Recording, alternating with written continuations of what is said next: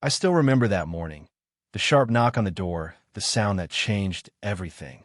It was around 8:20 a.m. The Oklahoma sun had just started burning through the mist, and I was in my workshop, sanding a beam for the new roof frame. Then I saw the blue and red lights flashing through the trees. Two police cruisers, both parked halfway across my gravel driveway like they owned the place. At first, I thought they were lost. Out here, GPS likes to send people into the woods. But when one officer stepped out, hand resting on his holster, I realized this wasn't a friendly visit. He called out, "Garrett Hollins?" I nodded. He said, "We got a call from Pinewood Estates HOA. You've been trespassing and threatening their president." For a moment, I just stared at him. I didn't know whether to laugh or curse. Trespassing? On my own land? I wiped the sawdust off my hands and said, calm but sharp, "Officer, I'm not part of any HOA. This is private property. My deed says Pinewood Township, not Pinewood Estates." He looked at me like he'd heard that line 100 times. Then he asked, "Do you have proof of that?" "Yeah," I said. "You're standing on it." I walked them over to the edge of the property, a line of old iron stakes set in the dirt decades ago. On the other side, freshly painted fences with those big white HOA signs. Private Community Pinewood Estates. That fence was my problem. And the woman behind it, Deidre Kensington. She was standing at the corner, sunglasses on, arms crossed, smirking like she'd already won. If looks could find you, I'd owe her $1,000 right there. The officers walked back and forth between us, talking quietly. I heard my name, the word threat, and then the phrase that made me shake my head, HOA jurisdiction. I interrupted. Jurisdiction? Over what? This isn't even part of Pinewood. Deidre shouted from across the fence. It is now. You were annexed last month. You'll be hearing from the board. That's when I realized something. This wasn't a misunderstanding. It was a setup. The officers checked my deed, my survey map, and the county line coordinates. After 10 minutes, they came back and said, "Sir, this looks like a civil dispute, not a criminal matter. We're not enforcing HOA rules. Just try to keep things calm." I nodded, but inside I was boiling. Deidre turned around without a word and walked off, heels crunching the gravel like a warning shot. That night, I found a letter she'd mailed a week earlier, unopened, sitting in my mailbox. It was an HOA notice of violation. Fine, $2,500. Reason, unauthorized construction on common property. Common property? It was my land, the land I'd saved for 10 years to buy. That's when I made up my mind. If she wanted to fight, she'd pick the wrong guy. Let me rewind a bit. Before all this madness, life was simple. I'm a 54-year-old Army Corps of Engineers veteran. I've spent more than half my life building things that last. Bridges, levees, hangars, stuff people depend on. After retirement, I wanted peace. I found this 3.2-acre stretch just outside the Pinewood Estates boundary. No HOA, no restrictions, just open air and oak trees. Perfect for the workshop I'd dreamed about. I didn't want to bother anyone. I kept to myself. But within a month, I started getting letters from the HOA. First, welcome to Pinewood. Then, please register your vehicle with the association. I ignored them, because I wasn't in Pinewood. Then came a notice of assessment due. That's when I drove over to the HOA office for the first time. It was one of those fancy glass buildings with Pinewood Estates Homeowners Association etched in gold letters. Inside, a young receptionist looked at me like I was lost. I asked for the president, and that's when I met Deidre Kensington. When I woke up the next morning, the first thing I saw wasn't sunlight. It was a stack of documents on my kitchen table. Lucia had dropped them off before dawn. A sticky note on top read, "You were right. Check page 18. I poured coffee, sat down, and started reading. Page 18 stopped me cold. It was an email from Deidre to her board. Subject line, Asset Recovery Strategy. Attached were lists of properties marked priority for enforcement. Every name on that list was someone I'd spoken to in the past 2 weeks. People who'd complained about her fines, her threats, her arrogance. And in the last column, next to resolution, was a single word. Foreclose. I leaned back in my chair, staring at that page. You can serve your country for 30 years and think you've seen every kind of corruption. But nothing prepares you for the kind that hides behind picket fences and monthly dues. By 9 a.m., I was in Lucia's office. She was already on the phone with the county auditor, her desk covered with spreadsheets and ledgers. She looked up at me, eyes blazing. "Garrett, this isn't mismanagement. It's organized fraud." She turned her monitor toward me. "Look, HOA maintenance funds transferred to an account named Cedar Property LLC. That LLC owns 3 foreclosed homes in Pinewood. Guess who's the manager?" I didn't have to guess. "Deidre," I said. Lucia nodded. "And this one, Fairhaven Holdings. That's her treasurer's brother-in-law." It felt like a spiderweb spreading across the whole subdivision. Each strand led back to Deidre's office. We filed a motion to compel full disclosure of HOA financials. The judge granted it. Within a week, boxes of receipts, bank statements, and vendor contract arrived, or rather, the copies Deidre was willing to hand over. Half of them were missing pages. Some were lost in a flood. But even with the gaps, the picture was clear. Over $140,000 unaccounted for. Payments made to consultants that didn't exist. Invoices for repairs on amenities that hadn't been touched in years. And the foreclosure scheme, that was the jewel of it all. The HOA would fine homeowners until they fell behind on dues. Then Deidre's board would vote to foreclose, quietly list the house, and buy it through their own shell companies at half price. They'd rent it out for a year, flip it, and move on to the next. When I saw the numbers, I felt sick. This wasn't about power anymore. It was about greed. Lucia leaned forward, her voice calm but firm. "We're going to expose every penny, but we'll need witnesses. People who've suffered because of her." That's when I thought of Mrs. Harlow.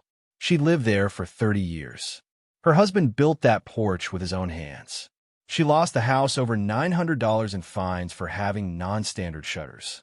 When we visited her new rental, a tiny place across town, she cried before we even sat down.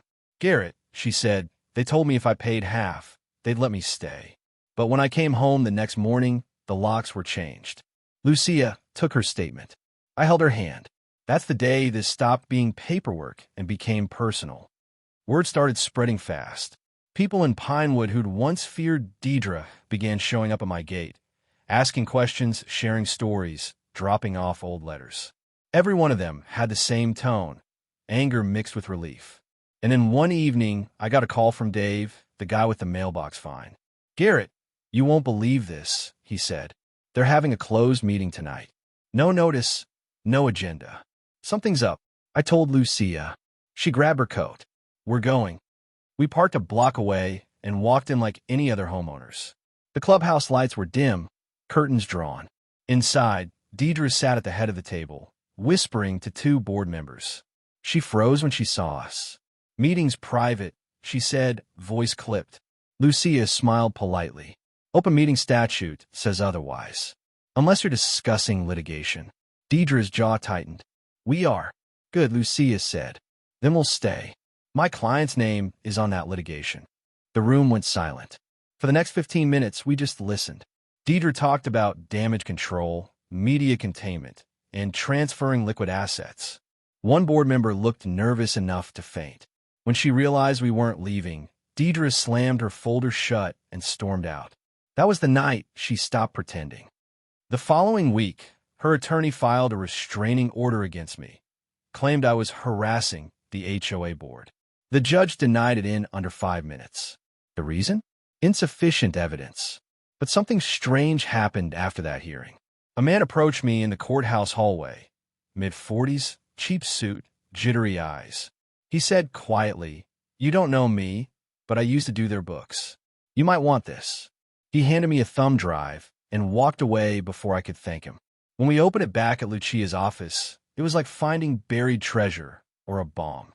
Internal emails, scan checks, wire transfers, proof of kickbacks between Deidre's LLC and 2 contractors, fake maintenance projects, inflated invoices, even signatures of homeowners forged for loan approvals.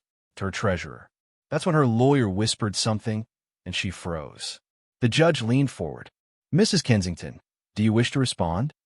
She opened her mouth, but before she could speak, 2 plainclothes officers entered the room. One approached the bench, handed the judge a paper. The judge looked up. "Mrs. Kensington, you're under arrest for embezzlement, fraud, and perjury." The gas that went through the room was louder than any gavel. I didn't smile. I just sat there, hands folded, watching her being led away. After years of arrogance, she looked small, like the empire had finally caught up with the emperor. When the judge declared the HOA insolvent and approved dissolution, the room erupted in applause. Some people cried. I just exhaled, a long, quiet breath that felt like letting go of a war. That evening, Lucia and I drafted the final step, creating a non-profit trust to take over Pinewood's common property. We called it the Pinewood Commons Trust. Transparent governance, open books, fair dues, just enough to maintain what mattered. $45 a month instead of $400. Every homeowner got a vote. No president, no secret meetings, no threats. It wasn't just rebuilding a community. It was reclaiming peace. Weeks later, I visited Mrs. Harlow again. She was sitting on her porch, because the court had voided the fraudulent foreclosure. She smiled when she saw me. "They gave it back," she said softly. "I didn't think I'd ever see this place again." I told her, "You never should have lost it." She reached over, patted my hand. "Neither should you, son. But sometimes you have to lose peace to remember why it matters." That one hit deep. Deidre eventually pled guilty. 3 years in state prison. $240,000 restitution. Garrett's Law, that's what the papers called the new HOA Transparency Act the legislature passed months later. I didn't ask for that, but maybe it'll stop the next HOA president who thinks she's above the law. When people ask me if it was worth it, the money, the stress, the sleepless nights, I tell them yes. Because peace of mind has no price tag. I didn't set out to become anyone's hero. I just wanted to build a workshop on my land. But sometimes standing your ground means standing for everyone else, too. This story isn't about revenge. It's about taking back what's yours, with truth, not anger. If you've ever battled an HOA or felt powerless against bureaucracy, remember, documentation, persistence, and courage can change everything. She tried to smile. "You won." I shook my head. Nobody wins when neighbors go to war. For a moment, we sat in silence. Then she said, I really thought I was helping people, keeping order, but I liked the control too much. It became the only thing that made me feel important." I didn't say anything. I just looked at her, the woman who'd caused so much damage, and all I felt was pity. Before I left, she said quietly, "You'll make a better leader than I ever was." I told her, "I don't want to lead. I just want people to feel safe again." Then I walked away. That night, I drove back home under the same stars that had watched all this unfold. The workshop lights glowed softly. My place of peace finally finished. Inside hung the old survey map, still taped to the wall, with a new frame around it. Below it, a small brass plate read, "Stand your ground, but stay human." Months later, something unexpected happened. The Oklahoma State Legislature invited me to speak during the signing of the Transparency Act. I wore my old Corps jacket, not for show, but to remind myself who I was before this all started. When they called my name, I walked up, said just one line. "Good governance isn't about power, it's about responsibility." They applauded, but I wasn't thinking about politics.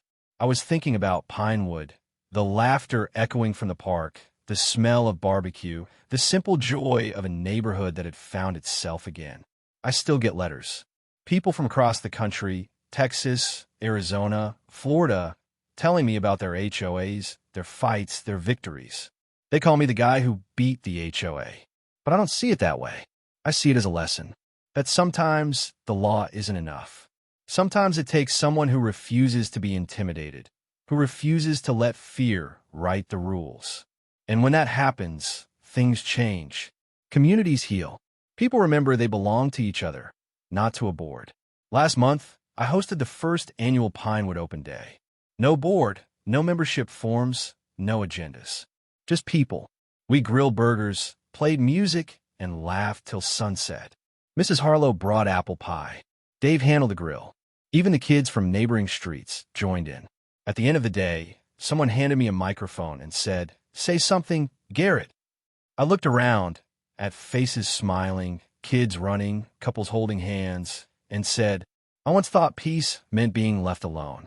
Now I know it means being together and free." Applause followed, but I wasn't chasing it, because I knew this was what all the fighting, all the stress, all the sleepless nights were for. Not power, not pride, just peace. That night, I sat on my porch again, the same spot where this whole story began. The stars looked brighter. The air felt lighter. I thought of everything I'd lost: time, money, quiet, and everything I'd gained: truth, community, purpose. Then I smiled and whispered to myself, "Guess I'm finally home." If you follow this far, thank you. This story isn't fiction. It's a reminder that fairness and integrity still matter. Like, share, and subscribe if you believe communities can change for the better. Because in the next part, we go deeper into how Garrett's Law reshaped HOAs across the country, and how even lawmakers learned what Pinewood did the hard way. When the judge dissolved Pinewood Estates, I thought the story was over. Turns out, it was just the beginning. Because stories like mine, the kind that expose power, have a way of echoing far beyond where they start. A month after the court ruling, I got a call from a local journalist named Mark Ellison. He'd been covering housing issues for years: foreclosures, zoning disputes, HOA conflicts, but never one that ended the way mine did. He said, "Mr. Hollins, mind if I drive out and see Pinewood for myself?" I hesitated. I wasn't chasing attention, but something in his tone, honest curiosity, made me say yes. He showed up that Saturday with a notepad, a camera, and more questions than I had answers for. We walked through the neighborhood, past the pool, the park, the newly painted clubhouse. Kids waved. Neighbors smiled. Mark looked around and said, "You can feel the difference here. No fences, no fear." What happened? I told him the truth. It wasn't me. It was what happens when people realize they don't have to be afraid of their own board. He nodded. "That's a quote," he said, grinning. The article came out 2 weeks later. Headline: "The HOA that collapsed, and the veteran who rebuilt a community." It spread faster than I expected. Within days, national outlets picked it up. News anchors debated it. HOA watchdog groups cited it. Even talk radio hosts weighed in, half cheering, half warning that I'd opened Pandora's box. But the most surprising thing was the emails. Hundreds of them. From California to Florida, homeowners shared their stories: unjust fines, corrupt boards, intimidation, foreclosures. One woman from Texas wrote, "You gave us hope. My husband and I thought we were alone." Another from Arizona said, "We've been waiting for someone to prove these HOAs aren't untouchable." Every message felt heavy, because I realized something: Pinewood wasn't an exception. It was a mirror. Lucia called me one evening, half amused, half overwhelmed. She said, "Garrett, do you have any idea how many calls I've gotten this week? People want to hire me to fight their HOAs." I laughed. "Guess we started something." She said, "We did more than that. Lawmakers are paying attention. The Attorney General's office wants your testimony for a legislative review." That's how I found myself back in a hearing room, this time not as a defendant, but as a witness. The committee room was packed: reporters, lobbyists, homeowners clutching photos of their houses. A senator leaned toward me and said, "Mr. Hollins, thank you for coming. We've read your case file. It's eye-opening." I nodded. "It shouldn't have to be." He asked, "In your view, what's the core issue with HOAs today?" I thought for a moment, then said, "Power without accountability. When a board controls your home but answers to no one, that's not community. That's feudalism in disguise." The room went quiet, and for once they listened. That hearing led to the drafting of the HOA Transparency Act, later dubbed Garrett's Law. It wasn't just a local change. Other states started reviewing their own HOA statutes. Mandatory audits, public record access, homeowner voting rights. Simple ideas, but revolutionary in a system that had run unchecked for decades. But with every change came pushback, and it came hard. About a month later, Lucia forwarded me an email from a law firm in Dallas. They represented a national HOA lobby, the Community Management Council, CMC. Their message was blunt: We urge Mr. Hollins to cease public commentary that could mislead homeowners and destabilize HOA structures nationwide. In plain terms, shut up or get buried in legal trouble. I asked Lucia, is that a threat? She smiled. It's a warning, which means you're getting to them. But it didn't stop there. Blog posts appeared calling me anti-HOA extremist. Anonymous letters accused me of profiting off chaos. One even claimed I'd staged the whole thing to buy cheap land. I'd seen this kind of pushback before, not in neighborhoods but in war zones. When the truth threatens power, the first move is to discredit the messenger. Still, I kept going, not for revenge, for the people who'd written to me, the ones who couldn't fight alone. I started speaking at homeowner meetings around the state. Retirees, veterans, single moms, all tired of fear and silence. One man stood up at a packed town hall and said, they fined me for parking my truck in my own driveway. I've lived there 40 years. I told him, then you've paid enough to own your peace. Don't let them take it. Every meeting ended with the same feeling, relief. Like people realizing for the first time they had rights, not just rules. I thought the hardest part was fighting the HOA. I was wrong. The hardest part was what came after the victory, when the headlines faded, but the weight stayed.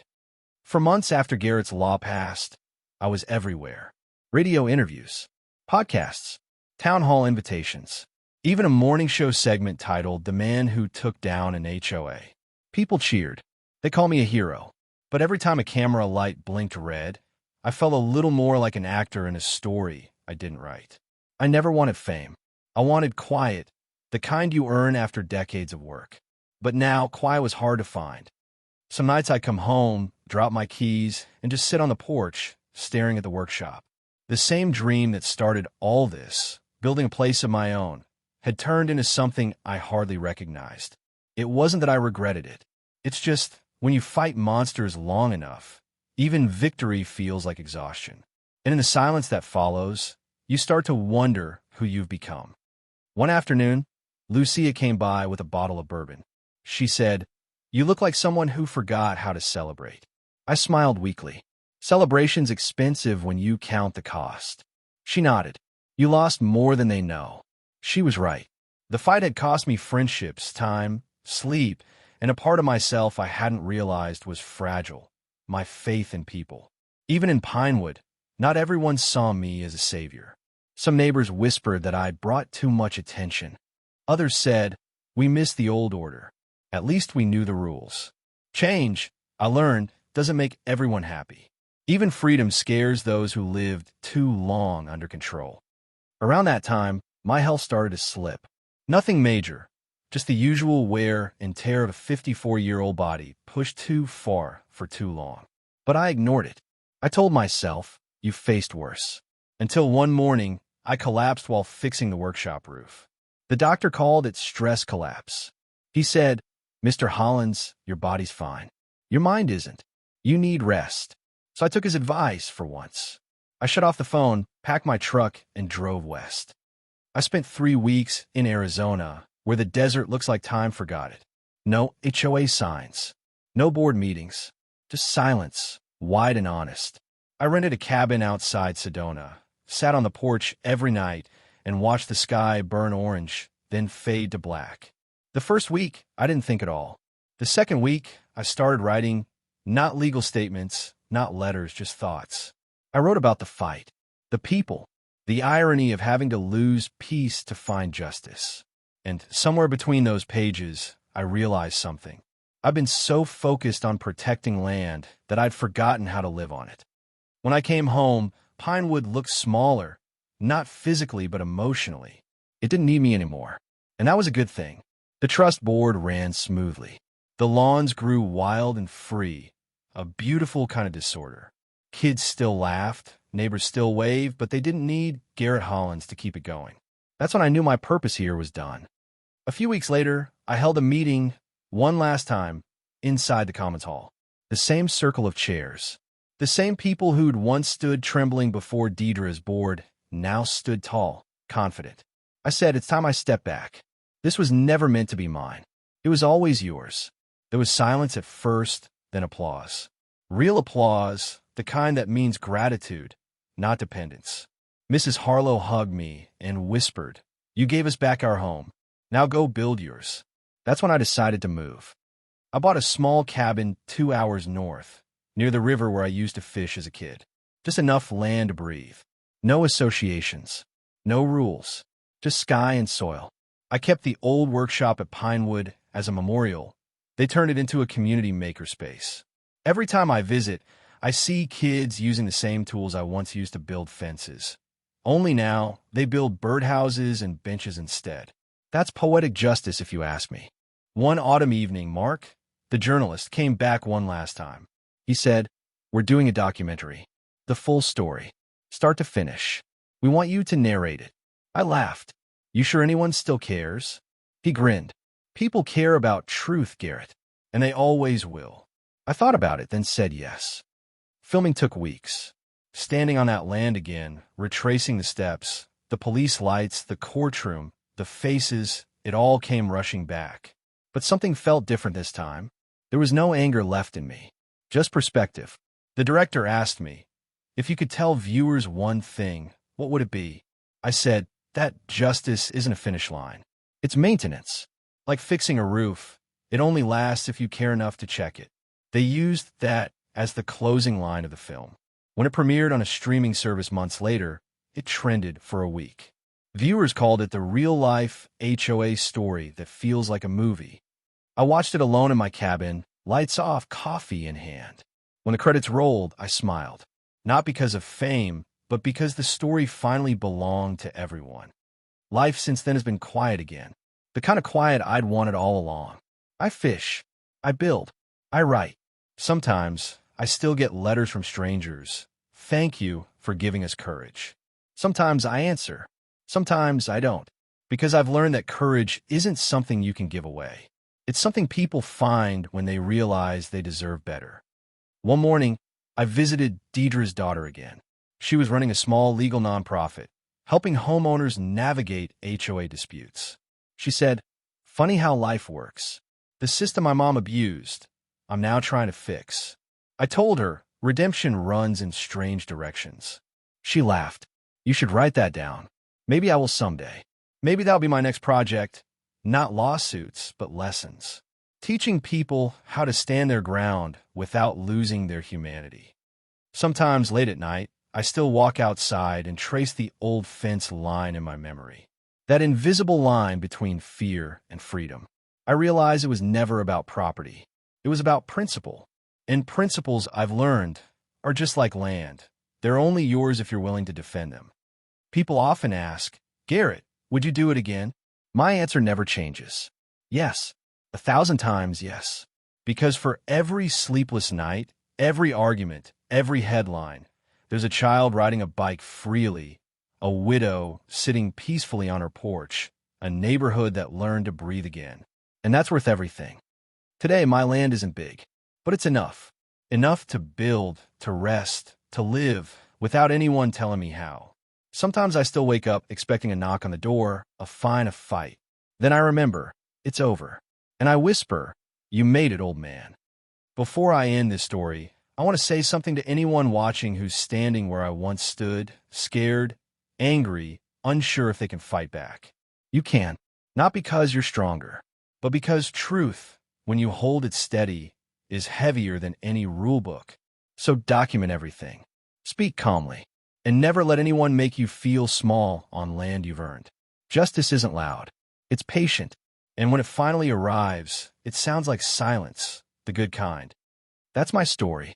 Not of revenge, but of rebuilding. Not of war, but of peace hard won. And if someday someone drives past Pinewood and sees kids playing where the no trespassing signs once stood, I hope they smile, because that's what freedom looks like. If this story moved you, if it reminded you that fairness still matters, share it. Someone out there needs to hear that standing up for what's right can still change everything. This was HOA Called the Cops when I said, "I'm not in your HOA. Didn't know I'm their new landlord." My name is Garrett Hollins, and this is how peace was built from the ashes of power.